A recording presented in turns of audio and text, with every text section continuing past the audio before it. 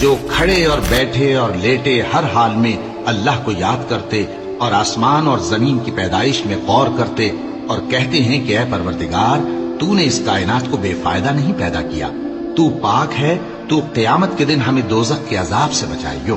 اے پروردگار جس کو تو نے دوزخ میں ڈالا اسے رسوا کیا اور ظالموں کا کوئی مددگار نہیں ہوگا۔ اے پروردگار ہم نے ایک پکارنے والے کو سنا کہ ایمان کے لیے پکار رہا تھا کہ اپنے پروردگار پر ایمان لاؤ تو ہم ایمان لے آئے۔ سو اے پروردگار ہمارے گناہ معاف فرما اور ہماری برائیوں کو ہم سے دور کر دے اور ہم کو دنیا سے نیک بندوں کے ساتھ اٹھائیو۔ اے پروردگار تو نے جن جن چیزوں کے ہم سے اپنے پیغمبروں کے واسطے سے وعدے کیے ہیں وہ ہمیں عطا فرما اور قیامت کے دن ہمیں رسوا نہ کیجیو۔ کچھ شک نہیں کہ تو خلاف وعدہ نہیں کرے گا۔ تو ان کے پروردگار نے ان کی دعا قبول کر لی اور فرمایا کہ میں کسی عمل کرنے والے کے عمل کو مرد ہو یا عورت ضائع نہیں کرتا۔